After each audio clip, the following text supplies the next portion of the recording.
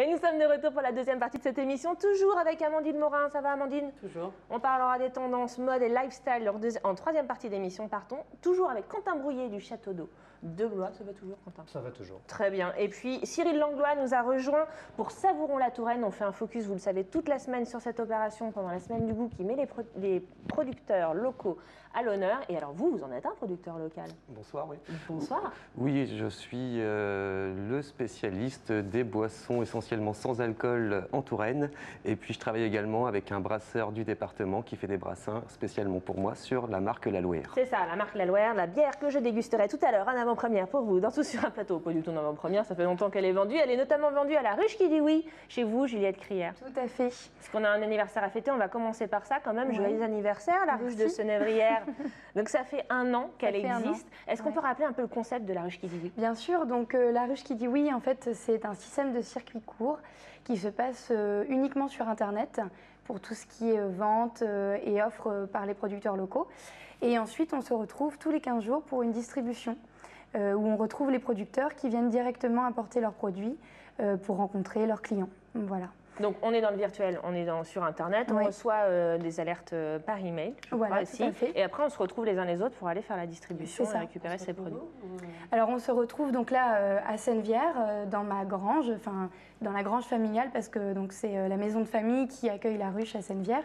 Et en fait, après, ça peut être partout. Il y a des gens qui font ça dans leur salon, dans leur garage. Moi, j'ai choisi la grange parce que c'était un bel endroit aussi. Bien sûr. Et donc, on se retrouve tous les 15 jours. Des gens aussi ont créé des ruches qui se font toutes les semaines. Ça dépend. Voilà. Et alors, quel type de produit on peut trouver, par exemple, dans votre ruche? Je commence à avoir vraiment de tout. Hein. Ça va du produit, alors comme la Louère, donc boisson sans alcool, mais j'ai aussi du vin, de la bière. J'ai des produits de beauté naturels. Locaux. Locaux. Alors par contre, c'est peut-être le seul qui est un petit peu plus loin, c'est dans le 86. Ouais, bon, ça reste c'est la frontière, allez, c'est acceptable. C'est la frontière, voilà. Sinon, après, j'ai bien sûr du fromage, tout ce qui est produits laitiers, donc. J'ai aussi de la viande, j'ai de la viande de lapin, de la volaille, du foie gras, du canard, des bonnes choses comme ça. J'ai bientôt de la géline de Touraine pour faire vraiment du local. On en parlera d'ailleurs, ce sera jeudi de géline de Touraine avec Savourons la Touraine. Et alors du coup, aujourd'hui, c'est 317 ruches qui sont ouvertes, il y en a encore 113 en construction en France. Au bout d'un an, vous faites quel constat? Est-ce que les gens, il y a eu un engouement au début et puis c'est resté comme ça finalement dans quelque chose de très dynamique? Ou est-ce que c'est comme les bonnes résolutions du Nouvel An, hop, on a pris l'abonnement à la salle de sport et puis au bout de 3 mois on y va moins? En fait, alors moi déjà je fais un constat qui est plutôt différent des autres ruches parce que moi je suis une ruche à la campagne et donc je suis loin de tout. Voilà, c'est une petite ruche. Maintenant on compte 205 abeilles dans ma ruche qui a donc un an. Mais les abeilles, c'est les personnes qui viennent c'est les clients. Voilà. Les abeilles, c'est les clients. Et en fait, c'est vrai qu'il y a des ruches qui sont basées à Tours et autour de Tours qui maintenant comptent presque 600 abeilles. Voilà. Mais effectivement, on constate qu'il y a toujours le même dynamisme. C'est quelque chose qui plaît. Et les gens ont compris maintenant que pour manger bien, il fallait surtout manger local. Voilà. C'est ça, les locavores. C'est une initiative que vous connaissiez les uns les autres, les ruches qui dit oui? Oui, oui, Cyril évidemment, mais Quentin par exemple. Je connaissais le système des AMAP, ça se rapproche un petit peu de Alors, ça, mais c'est pas associatif, c'est ça? Voilà, c'est pas associatif, ça peut être aussi une association. La ruche qui dit oui, en fait, on monte ou une auto-entreprise ou une association. La seule différence avec les AMAP, c'est qu'il n'y a pas d'engagement. L'AMAP, c'est une inscription sur des paniers qui durent, je crois, 6 mois ou un an. Et là, c'est vrai qu'avec la ruche, on s'inscrit sans engagement, à la fois pour les producteurs comme pour les clients. Donc c'est vrai qu'on est beaucoup plus libre. Après, la MAP est un concept que moi j'encourage aussi. De toute façon, il y a de la place pour tout le monde dans le circuit court. Et surtout, ce qui est bien, c'est que ça fait travailler beaucoup de producteurs parce qu'il y a tous ces circuits courts. Bien sûr. Merci beaucoup Juliette Crière de nous avoir fait le bilan après un an donc, de la ruche qui dit oui de Senévrière. Je vous envoie sur le site internet de la ruche qui dit oui, c'est www.laruchequidioui.fr. Je peux donner votre numéro de téléphone?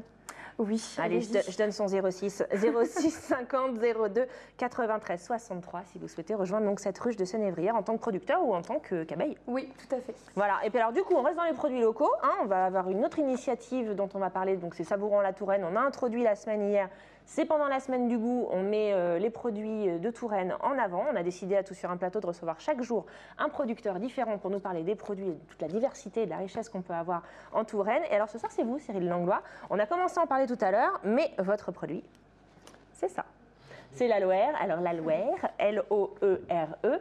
On a dit c'est des produits locaux, mais parce que ce sont des boissons faites à base d'eau de source locale. Voilà, toutes les productions à base d'eau sont à base d'eau de source, qui sont prises à la source de Saint-Hippolyte, à côté de Seine-Bière, qui est la seule sortie de nappe qu'on ait dans le département.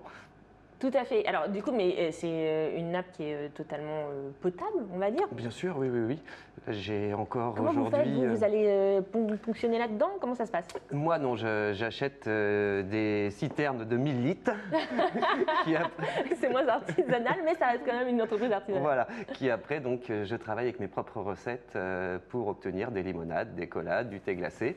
Et puis également, voilà, les citernes que j'emmène à la brasserie de la Pigeonnelle à Céré-la-Ronde. Pour faire ça? Pour qu'on me fasse une petite bière biologique locale. Alors on va passer à la dégustation. Amandine, je crois que vous avez vous aussi votre produit. Désolée pour les autres. Hein. Désolée pour les autres. Bah, c'est super bon. Donc ça, c'est l'Aloe, par exemple, la bière blonde. Où est-ce qu'on peut la trouver? Vous la distribuez où? Alors, au niveau local, dans beaucoup de points de vente, puisque la première cible sont les restaurateurs. Oui. L'idée de l'Aloe est venue d'un restaurateur. Donc, c'est vrai, oui. Racontez-nous l'histoire. Comment vous avez commencé cette aventure? Alors, c'est un restaurateur de Chambray-les-Tours qui avait une carte essentiellement de produits locaux et en partie biologiques, qui en avait assez d'avoir que des boissons industrielles dans son restaurant.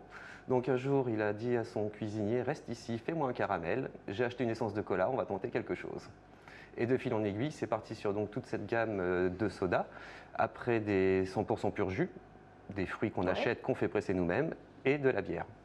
Et alors, du coup, vous, par rapport à ce restaurateur, racontez-nous le lien. Eh bien, très simplement, on était étudiants ensemble il y a plus de 15 ans à Tours. Il connaissait ma passion pour les produits locaux. Donc, il cherchait quelqu'un de confiance pour s'associer. Il a pensé à moi. C'est beau. Et alors, du coup, vous l'avez dit, dans la gamme, il y a quand même plein de choses. Il y a donc cette bière que j'ai goûtée. Amandine, donnez-nous votre avis sur votre... J'ai eu l'impression de regoûter une sucette de coca d'époque, là. Les vieilles... Oui, on peut dire... Non, on peut dire des... Non, on ne peut pas trop dire, mais c'est pas grave. On va dire Haribo, et puis j'ai oublié un autre mot, mais c'est pas... Enfin, il faudrait donner 3, en fait. Mais on va continuer à parler de la Loire, parce que donc ça, c'est le produit un peu phare, on va dire. Voilà. C'est le cola. Alors, le but n'est pas de faire un produit qui concurrence ce qui existe déjà. Il est de ramener autre chose, que ce soit au niveau de la saveur et des ingrédients. Et alors là, on est sur des ingrédients 100% naturels? Oui, tout à fait. C'est-à-dire qu'il est très simple, hein. Je ne vous dirai pas après les proportions, mais c'est l'eau de source qui est gazéifiée au CO2, donc ça c'est le seul côté qui est non naturel, c'est la gazéification au CO2, mais sinon c'est travaillé uniquement avec du sucre, du caramel, c'est le caramel qui amène la couleur, et après uniquement des essences, donc essence de citron comme acide citrique, et une essence de cola. Et alors, au niveau de l'opération, parce que je voudrais qu'on parle un petit peu de cette opération Savourons-la-Touraine, on sait que ça nous permet donc de consommer local. Il y a un petit logo qui vous permet d'identifier les commerçants qui sont participants à l'opération. Pourquoi est-ce que vous avez souhaité rejoindre cette initiative-là? Eh bien, en fait, Savourons-la-Touraine est un partenariat avec tous les réseaux agroalimentaires de l'Indre-et-Loire. Donc, ça a permis d'avoir dans cette synergie de communication déjà quelques portes qui sont ouvertes, que ce soit au niveau de la rencontre de producteurs et puis également de la rencontre de circuits de distribution, comme la grande distribution Tourangelle qui est partenaire. Donc, le produit local consommé par tout à chacun dans les grandes enseignes de la région. Très bien. Merci beaucoup Cyril. Soutenez donc les producteurs locaux. Je vous engage à rechercher ce petit logo qu'on a vu tout à l'heure pour soutenir l'initiative Savourons-la-Touraine et valoriser notre savoir-faire local finalement, on va dire. Merci d'être venu par chez nous. On va retrouver toutes les infos sur les produits de l'Aloire sur le site internet www.laloire.com, L-O-L-A-L-O-E-R-E. Mais c'est écrit ici si jamais vous n'y arrivez pas. Et puis il y a aussi une page Facebook. Oui. Très bien. Eh bien, merci beaucoup. Il y a aussi le site de Savourons-la-Touraine. Pardon, je vous le redonne, www.savouronslatouraine.fr. Merci Cyril d'avoir été avec nous. On va marquer une courte pause et puis tout ce que vous aurez besoin de savoir sur les tendances de la saison, ce qu'il faut faire, ce qu'il ne faut pas faire, etc. On le verra en troisième partie avec nos chroniqueuses mode. À tout de suite après la pub.